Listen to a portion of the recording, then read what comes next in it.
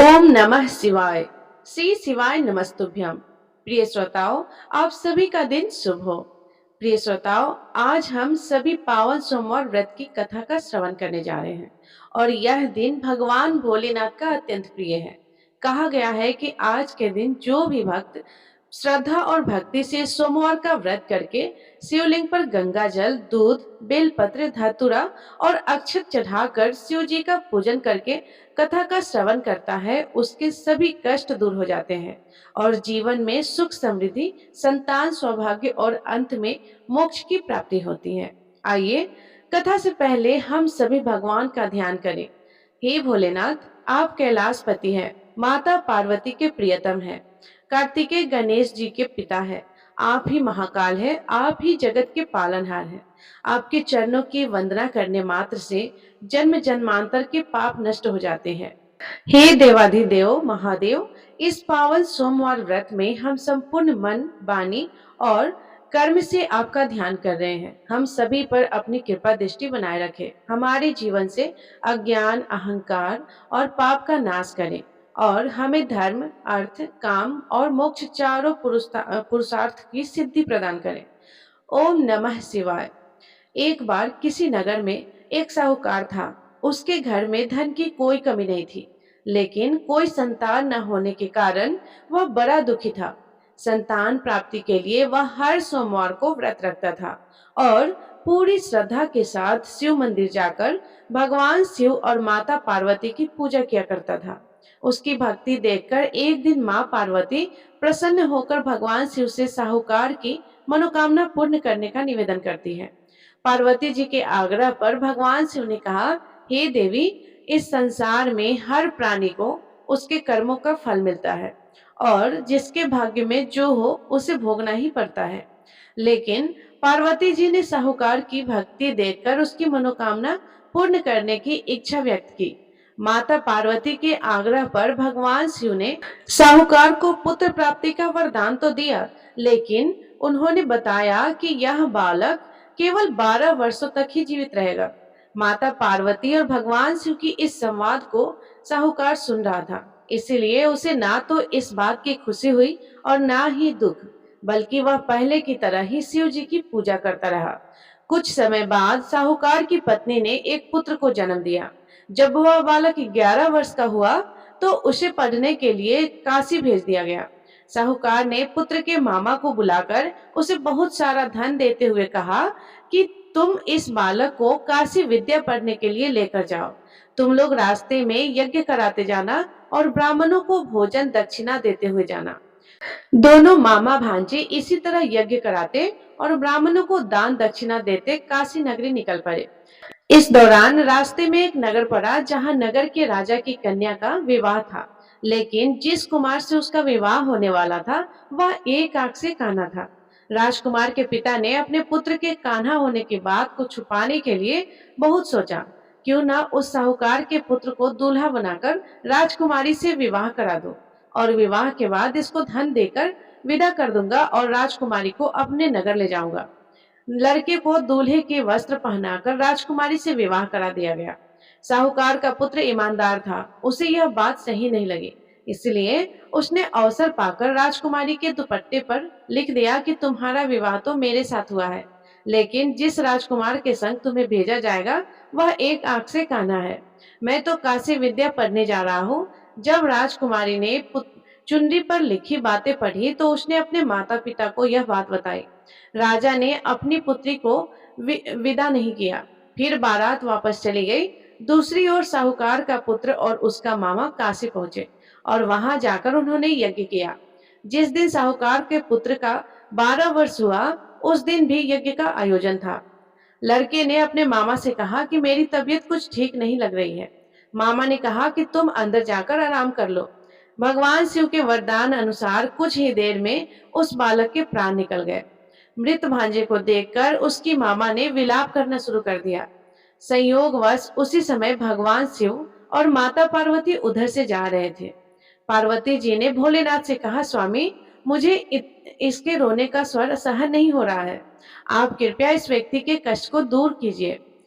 जब भगवान शिव मृत बालक के समीप गए तो वह बोले कि यह उसी साहूकार का पुत्र है जिसे मैंने 12 वर्षों की आयु का वरदान दिया था। अब आज इसकी आयु पूरी हो चुकी है। लेकिन मातृभाव से विभोर माता पार्वती जी कहने लगी, हे महादेव, आप इस बालक को और आयु देने की कृपा करें, नहीं तो इसके वियोग में इसके माता पिता भी तड़प तड़प कर मर जाएंगे। माता पार्वती के पुनः आग्रह पर भगवान शिव ने उस लड़के को जीवित होने का वरदान दिया। शिव जी की कृपा से वह लड़का जीवित हो गया। शिक्षा पूरी करके लड़का मामा के साथ अपने नगर की ओर वापस चल पड़ा। दोनों चलते हुए उसी नगर में पहुंचे जहां उसका विवाह था। उस नगर में भी उन्होंने यज्ञ का आयोजन किया। उस लड़के के ससुर ने उसे पहचान लिया और महल में ले जाकर उसकी खूब आवभगत की और अपनी पुत्री को धूमधाम से विदा कर दिया। इधर साहूकार और उसकी पत्नी भूखे प्यासे रहकर अपने बेटे की प्रतीक्षा कर रहे थे। उन्होंने प्रण कर रखा था कि अगर उन्हें अपने बेटे की मृत्यु का समाचार मिला तो वह भी वहीं पे प्राण त्याग देंगे। परंतु अपने बेटे के जीवित होने का समाचार पाकर वे बेहद प्रसन्न हुए। उसी रात भगवान शिव ने साहूकार के स्वप्न में आकर कहा, हे श्रेष्ठी, मैंने तेरे सोमवार के व्रत करने तथा व्रत कथा सुनने से प्रसन्न होकर तेरे पुत्र को लंबी आयु प्रदान की है। इसी प्रकार जो कोई सोमवार व्रत करता है या कथा सुनता है और पढ़ता है, उसके सभी दुख दूर होते हैं और सभी मनोकामनाएं पूर्ण होते हैं। सभी प्रेम से बोलिए, भोले शंकर भगवान की जय, माता पार्वती की जय। जिन्होंने श्रद्धा से सोमवार का व्रत किया, यह पावन कथा सुनी और भगवान शिव का पूजन किया, उनके जीवन से समस्त दुख, रोग, शोक और संकट दूर होते हैं।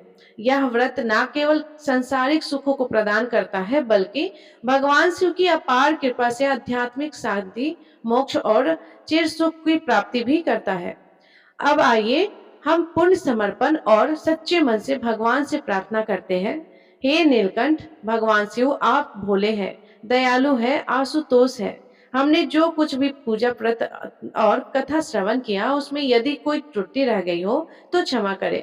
हमें अपने चरणों में अटल भक्ति और जीवन में सच्ची समझ प्रदान करें। हमारे जीवन से अज्ञान, अहंकार और अधर्म का नाश करें। शिव कहकर हम जीवन की राह पर चले, यही हमारा संकल्प है। ओम नमः शिवाय। सोमवार व्रत की महिमा अमोघ है। जो भक्त सच्चे मन से इसका पालन करते हैं, उसके जीवन में धन धान्य, संतान सुख, वैवाहिक सुख और सभी मनोरथों की पूर्ति निश्चित होती है। प्रिय श्रोताओं, अब आपको अपने कर्म और अपने भगवान पर अटूट विश्वास रखने वाली एक बहुत ही प्रेरक कहानी सुनाते हैं। एक बार की बात है, देवताओं के राजा देवराज इंद्र ने किसानों से किसी कारण से नाराज होकर 12 वर्षों तक वर्षा न करने का निर्णय लेकर किसानों से कहा कि अब आप लोग 12 वर्षों तक फसल नहीं उगा सकेंगे। सारे किसानों ने परेशान और व्याकुल होकर एक साथ इंद्रदेव से वर्षा करवाने की प्रार्थना की कि हे इंद्रदेव, कृपया कीजिए, ऐसा मत कीजिए, कृपया हर वर्ष पर्याप्त वर्षा की किया कीजिए। तब इंद्र ने कहा कि यदि भगवान शंकर अपना डमरू बजा देंगे तो वर्षा हो सकती है। किसानों की बार बार विनती करने पर देवराज इंद्र ने किसानों को यह उपाय तो बताया, लेकिन साथ में गुप्त वार्ता करके भगवान शिव से भी यह आग्रह कर दिया कि आप किसानों से सहमत बिल्कुल मत होइएगा, भोलेनाथ। इधर जब किसान देवराज इंद्र के बताए उपाय अनुसार भगवान शंकर के पास पहुंचे तो भगवान शंकर उनसे कहने लगे कि क्योंकि इंद्रदेव भी उनसे पहले आकर ही सहायता मांग चुके थे। भगवान शिव ने कहा कि किसानों, डमरू तो बजेगा, लेकिन अभी नहीं, 12 वर्षों के बाद। अब किसान निराश हो गए। तो किसान जब निराश हुए तो उन्होंने सोचा कि इन 12 वर्षों में अब कृषि तो होगी नहीं। खेत में अगर फसल उगाएंगे तो वह सूख जाएगी, व्यर्थ जाएगी, फसल भी नहीं उगेगी। तो इससे अच्छा है जब तक वर्षा नहीं होगी तब तक हम खेती ही नहीं करें। अब उन किसानों में से एक किसान ऐसा भी था जिसने खेत में अपना काम करना नहीं छोड़ा। सारे खेत वर्षा न होने के कारण बंजर हो चुके थे, धरती में दरारें पड़ चुकी थी।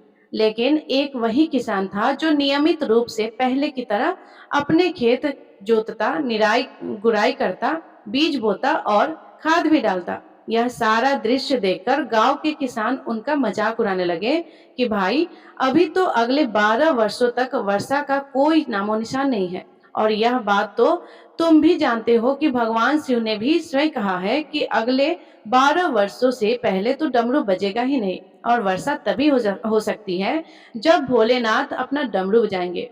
तो ऐसे में तुम बारिश ना होने के बाद भी खेतों में आकर काम कर रहे हो, इससे तुम्हारा समय भी बर्बाद हो जाएगा, तुम्हारी मेहनत भी बर्बाद हो रही है और तुम्हारा धन तो बर्बाद हो ही रहा है। लेकिन उस किसान ने पता है क्या कहा? उसने उस बाकी किसानों से कहा कि हाँ, आपकी बात सही है। मैं भी जानता हूँ कि 12 वर्षों तक फसल नहीं उगने वाली, वर्षा नहीं होने वाली है, फसल नहीं उगने वाली है। लेकिन मैं यह काम तो केवल अपने अभ्यास के लिए कर रहा हूँ, क्योंकि अगर 12 साल तक हम खेती नहीं करेंगे, हल नहीं जोतेंगे, गुड़ाई निराई नहीं करेंगे, तो मैं खेती किसानों का काम तो भूल जाऊंगा, और फिर मेरे शरीर की मेहनत करने की आदत भी तो छूट जाएगी। और खेती के काम में तो किसानों को बहुत परिश्रम करना पड़ता है। इसलिए मैं तो यह सारी मेहनत केवल इसलिए कर रहा हूँ ताकि अगले 12 वर्षों के बाद जब बारिश होगी तो फिर अपना काम करने में मुझे कोई कठिनाई ना हो। उसी समय भगवान शिव देवी पार्वती के साथ आकाश भ्रमण पर निकले हुए थे। देवी पार्वती ने भी उन किसानों और अन्य किसानों के बीच की इस वार्ता को सुना। सारी बातें सुनने के बाद देवी पार्वती भगवान शिव से विनम्र स्वर में बोली, प्रभु, देखा आपने यह किसान अपने खेत में परिश्रम इसलिए कर रहा है ताकि यह लगातार 12 वर्षों तक वर्षा ना होने के कारण कहीं अपनी मेहनत करना ना भूल जाए, कहीं हल चलाना ना भूल जाए, कहीं खेती किसान का काम ही ना भूल जाए। और आप है कि आप भी तो 12 वर्षों तक अपना डमरू ना बजाने का निर्णय लेकर बैठे हैं। तो कहीं ऐसा ना हो प्रभु कि इन 12 वर्षों के बाद जब आप डमरू बजाना चाहेंगे तो आप डमरू बजाना ही भूल जाए। आप भी तो डमरू बजाना भूल सकते हैं। माता पार्वती की बात सुनकर अब भोलेनाथ भी चिंतित हो गए, यह देखने के लिए कि डमरू बज रहा है या नहीं। उन्होंने अपना डमरू उठाया और उसे बजाने का प्रयास करने लगे, और तभी जोरदार आवाज के साथ डमरू बजाना शुरू हो गया, और देखते ही देखते आसमान में काली घटाएं छा गई, तेज बारिश शुरू हो गई, और जो किसान अपने खेत में हर दिन नियम से काम कर रहा था, उसके खेत में भरपूर फसल आ गई, क्योंकि उसने अभी कुछ दिन पहले ही जुताई करके उसने अपने खेत में बीज बोए थे। अब वर्षा होने के कारण कुछ ही दिनों में उसके खेत में हरी भरी लहराती हुई फसल खड़ी हो गई, और बाकी के किसान जो केवल हाथ धर कर बैठे थे, उस यह सोच रहे थे कि अगले 12 वर्षों तक तो वर्षा नहीं होगी, और जब यह बात भली भांति पता है तो ऐसे में सूखे खेतों में भला परिश्रम करना और अपना समय बर्बाद करने से क्या फायदा होगा। अब वे किसान पश्चाताप करने लगे, और उधर उस किसान को अपनी फसल का भरपूर लाभ मिला, जो किसान अपने मन में सकारात्मक सोच लेकर बैठा था। तो ऐसा ही होता है, कभी कभी हम अपने जीवन में चल रही परेशानियों से बहुत परेशान हो जाते हैं, या हम किसी काम के लिए मेहनत कर रहे होते हैं, तो जब हमारी उस मेहनत का फल हमें नहीं मिलता है, हम लगातार काम करते जाते हैं, लगातार प्रयास करते जाते हैं, फिर भी जब मेहनत का फल नहीं मिलता है तो फिर एक समय ऐसा भी आता है कि हम थक कर हार कर बैठ जाते हैं। लेकिन हो सकता है कि वही क्षण हमारे पूरे जीवन को बदलने वाला हो सकता है कि हमारी अब तक की गई मेहनत का फल हमें अब मिलने वाला ही हो।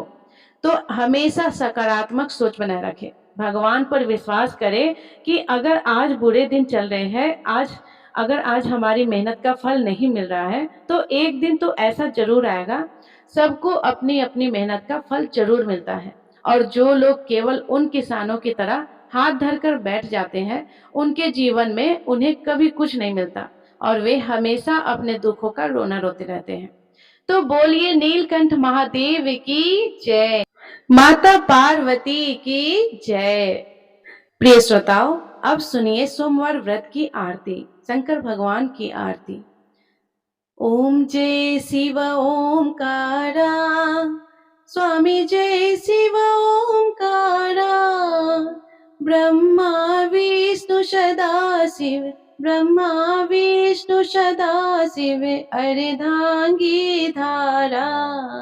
ओम जय शिव ओंकारा, एकानन चतुरानन, पंचानन राजे, स्वामी पंचानन राजे।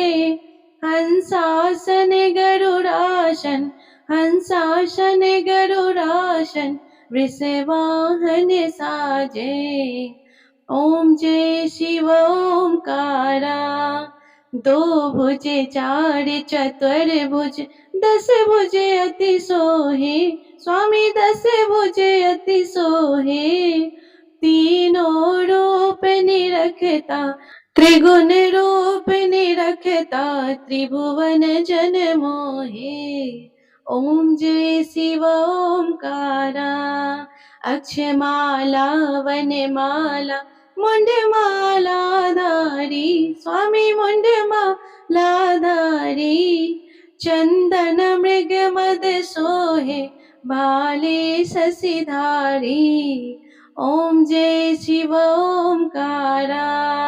श्वेतांबर पीतांबर, बाघांबर अंगे, स्वामी बाघांबर अंगे। सनकादिक गरुडादिक, शनकादिक गरुडादिक, भूतादिक संगे। ओम जय शिव ओंकारा। करके मध्य कमंडल, चक्र त्रिशूलधारी, स्वामी चक्र त्रिशूलधारी। सुखकारी दुखकारी, सुखकारी दुखहारी, जग पालनकारी। ओम जय शिव ओंकारा। ब्रह्मा विष्णु सदा शिव, जानत अविवेका, स्वामी जानत अविवेका। प्रणवांछड़ में शोभित, प्रणवांछड़ में शोभित, ये तीनों एका।